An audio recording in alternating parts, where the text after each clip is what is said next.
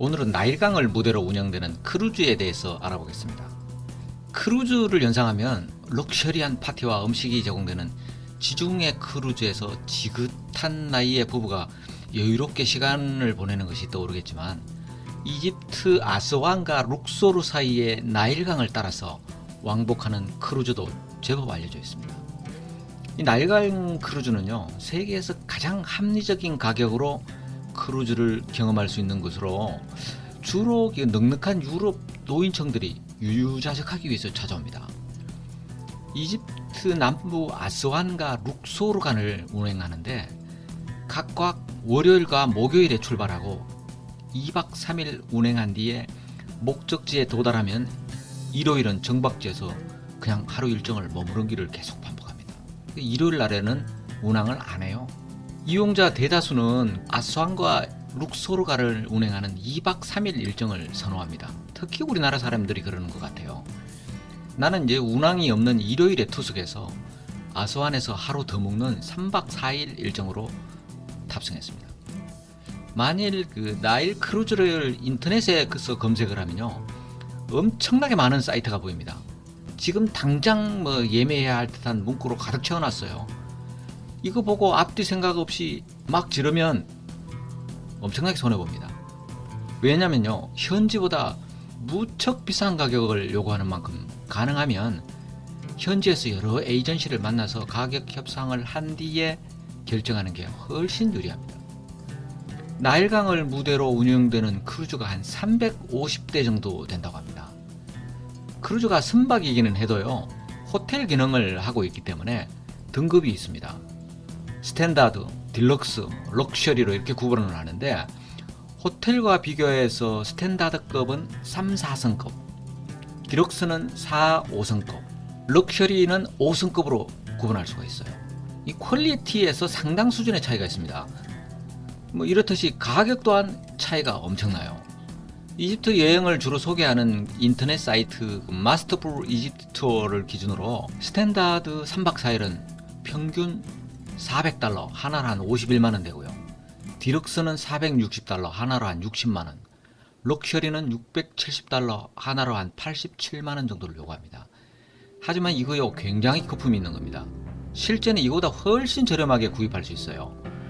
나는 아스완에 있는 3명의 여행 에이전시한테 문의하고 결정을 했습니다. 처음 만난 두 사람한테 물어봤더만 하루 70불을 제시했어요. 제가 그때 비싸다고 했더만 곧바로 50불로 조정하겠다고 제안을 했습니다. 뭔가 찝찝해서 제가 결정을 안 했어요. 반면에 아부신벨 신전 투어를 소개했던 아스완 만수는요, 이곳저곳을 전화하더만 하루 75불짜리 3박 4일 총 225불 28.6만원에 투숙할 수 있는 럭셔리 크루즈에 빈자리가 있다고 저한테 얘기를 했어요. 나는 먼저 다녀온 사람들이 여행기에서 읽은 하루 4, 50불짜리 크루즈 얘기를 했더만 이 에이전시 만수가요, 웃으면서 자기는 품질 낮은 크루즈는 소개하지 않는다고 하더라고요. 비싸다고 생각되면 저렴한 크루즈 소개해주는 다른 에이전시를 그 사람이 다시 소개해주겠대요. 아랍에미레이트, 특히 그리스를 지나서 이집트까지 여행을 하느라 몸과 마음이 아주 지친 상태였어요. 여행을 마무리하는 시점에서 휴식이 좀 절실했습니다. 고생한 스스로에 대한 선물을 주고 싶어서 가격이 좀 비싸지만 만수의 제안을 받아들였습니다. 한국을 좋아해서 승용차도 K5를 타고 다니는 그 만수는요, 자기 승용차에서 나를 태워서 정박 중인 크루즈까지 픽업을 해주고 체크인까지 처리해줬어요. 결론부터 이야기하자면 대박이었습니다. 제가 탑승한 크루즈가 알자밀라였는데 리셉션에 5성급임을 당당하게 표시하는 자격을 걸어놨어요. 승무원들도 자부심이 대단했고요, 굉장히 친절했어요. 탑승객 중 나와 이탈리아 아가씨 1명을 제외한 나머지 승객 40명 대부분이 독일인이었어요. 크루즈에 체크인 후에 체크아웃까지 모든 식사가 포함이 되어 있어요. 숙박과 식사까지 포함해서 그 정도 가격이면 괜찮은 것 같았어요. 추가 비용 필요 없어요. 단지 생수를 포함한 음료와 주류는 별도 계산이에요. 크루즈에서 3박 4일 동안 나일강 풍경을 감상하면서 멍 때리고 있다가 멈추면 사원 구경하고 밥 먹고 잠자고 그야말로 푹 쉬는 시간이었습니다. 크루즈에서 첫날 식사 시간이 되었다는 리셉션으로부터 연락을 받고 맨 아래층 이제 레스토랑을 갔어요. 와우, 그곳에요 멋진 뷔페가 펼쳐져 있었습니다. 승객들이 삼삼오오 식탁에 앉아서 하하호호 웃으면서 식사 시간을 즐기고 있었는데 저 혼자 일행이 없는 거 아니에요. 그냥 쓸쓸하게 혼자서 다양한 음식만 축냈습니다. 음식은 뭐 맛은 아주 끝내줬어요. 알자밀라 크루즈가 좋은 이유가 여러 가지 있지만 그중 단연 최고는요, 만난 식사였어요. 탑승 기간 내내 배낭여행하면서 줄어든 체중 늘리기에 아주 집중할 수 있었습니다. 일부 여행기에서 외부에서 음료와 맥주를 미리 구입할 것을 권하는 글을 봤습니다. 객실에서 보는 사람이 없어서 상관없겠지만 레스토랑에는 이 짓 하지 않았으면 좋겠어요. 왜냐하면 아주 거지 취급당합니다. 그리고 이거 글로벌 매너도 아니에요. 모처럼 에어컨 빵빵 나오는 객실에서 편안히 침대에 누워서 행복한 하룻밤을 보내고 다음날 여유있게 아스완 시내를 투어하기로 했습니다. 리셉션에서 12시에 출항 예정임을 알려주었기 때문에 시간이 넉넉하지 않았어요. 그래서 누비안 박물관하고 미완성 오벨리스크만 다녀오기로 했습니다. 지난편에 수단과 이집트 아스완 지역을 지배했던 흑인 왕국 누비아가 BC 721년에서 756년간 이집트를 지배하였다는 이야기를 했습니다. 누비아는 고대 이집트가 숭배했던 태양신 라를 비롯해서 다양한 신들을 함께 숭배했어요. 그래서 종교적으로 이집트인들한테 동질감을 줬습니다. 이 때문에 고대 이집트인들은요, 흑인이었던 누비안의 이집트 지배에 거부감이 없었어요. 하지만 독일인 블루멘바흐가 피부색을 기준으로 5개 인종을 나누면서 인종 개념이 등장을 했고요.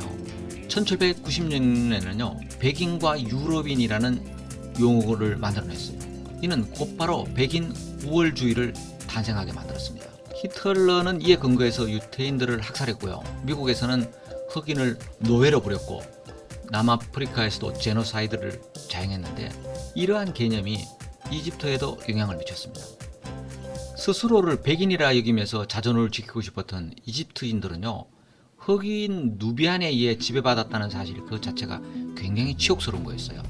이 때문에 이집트의 누비안 유적 대부분이 파괴되고 말았습니다. 1960년이 됐어야 이집트 정부는요, 누비안도 이집트 역사의 한 부분임을 인정했고 유네스코의 국제적인 역사 복구 활동을 요청했습니다. 이에 따라서 1980년에 누비아 박물관이 건축되기 시작했고요. 1997년에 누비아 박물관이 개관했습니다. 이 누비아 박물관에는요, 누비안의 수국예품과 전통뿐만 아니라 로마 지배하에 번영했지만은 이슬람이 들어오고 난 다음에 쇠락하고 말았던 기독교의 한 분파인 콥트교 유적도 함께 전시하고 있어요.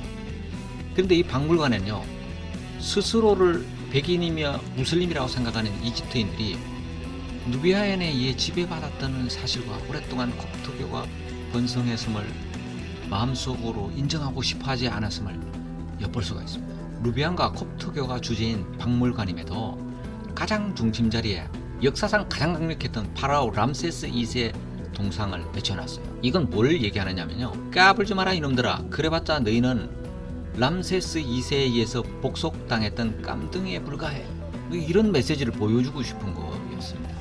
크루즈에서 누비아 박물관까지 3.2km 거리로요, 아스완의 그 자비 없는 태양 아래 걸어가는 게 불가능합니다. 택시를 잡기 위해서 한참의 길가에 서 있었는데 그날이 마침 한 달간 라마단을 마친 것을 기념하는 이드 알 아이드하 명절인 관계로 영업하는 택시가 안 보였어요. 한참을 기다리다가 나타난 택시 운전사 말에 의하면 40년이 넘은 택시로 바닥에 구멍이 나서 도로가 보이는 상태이고요. 덜그덕 거리는지 언제 택시가 분해될지 모르는 상태였어요. 하지만 이게 대안이 없어서 이용하기라고 협상을 했는데 누비아 박물관하고 미완성 오벨리스크를 돌아서 크루즈로 돌아오는 데까지 300파운드 달래요. 하나로 한 2만 원을 요구했어요. 현지 가격을 생각하면 이거 엄청난 바가지거든요. 제가 순순하게 당하면 재미가 없잖아요. 100파운드 주겠다고 했더만 고개를 막 흔들더라고요. 그래서 이제 150파운드로 합의를 했어요. 그리고 박물관 관람을 마칠 때까지 자기가 박물관 앞에서 기다린다고 했습니다. 그런데 한 30분간 관람을 마치고 딱 나왔더니 택시가 없어졌어요. 아무리 기다려도 택시가 안 나타나는 겁니다. 제가 만약 차비를 먼저 줬더라면 완전히 뒤통수 맞은 거 이겠지만은 뭐 제가 뭐 그렇게 순진하지는 않아요. 그래서 이제 허공에다 대놓고 사라진 택시 기사한테 욕을 한 바가지 해놓고 이제 터덜터덜 걸어가고 있었더만 어느새 청년이 모는 마차가 다가왔어요. 자신은 절대로 거짓말을 하지 않는 무슬림이라고 소개를 하면서 미완성 오벨리스크를 경유해서 크루즈 순창장까지 가는데 자기가 생각하는 최저 가격인 300파운드를 불렀어요. 막 타래요. 절대 이보다 싼 가격이 없대요. 150파운드 이상 못 주겠다고 했더니 한참 고민하다가 그렇게 하자면서 탑승을 허용했는데 이 마차차기를 아주 잘했어요. 왜냐하면 천천히 이동하는 마차에서 가공되지 않는 이집트의 속사를 그대로 볼 수 있었기 때문입니다. 그래봤자 뭐 아름다운 건 없어요. 온통 쓰레기 천지예요. 이게 진짜 이집트의 모습이거든요. 거리는 차가 다니는 공간 위에는 모두 쓰레기다. 아무도 채우지 않는 듯 보였고요. 이런 거리 풍경은 제가 다니는 어느 나라에도 보지 못한 불결함이었어요. 소똥과 개똥이 마구 굴러다니는 인도 바라나시 뒷골목도 아스완 거리에 비하면 정말 양반입니다. 그 와중에도 미완성 오벨리스크를 찾아봤습니다. 이집트에서 단단한 암석인 화강암이 생산되는 지역은 아스완이 유일합니다. 기자의 피라미드 건축에도 이곳 화강암이 사용됐을 뿐만 아니라 이집트 신전에 서 있는 거대한 돌기둥 오벨리스크 모두가 아스완에서 만들어진 겁니다. 미완성 오벨리스크는 완성이 됐다면 높이가 41.75m로 세계 최대 크기였을 텐데 채굴되는 과정에서 금이 가는 바람에 그대로 방치되고 있습니다. 이번 편은 여기까지입니다. 다음 편은 크루즈를 통해서만 접근할 수 있는 콤원보 신전과 크루즈에서만 경험할 수 있는 에피소드를 이야기하겠습니다. 구독과 좋아요, 알림 설정 부탁합니다.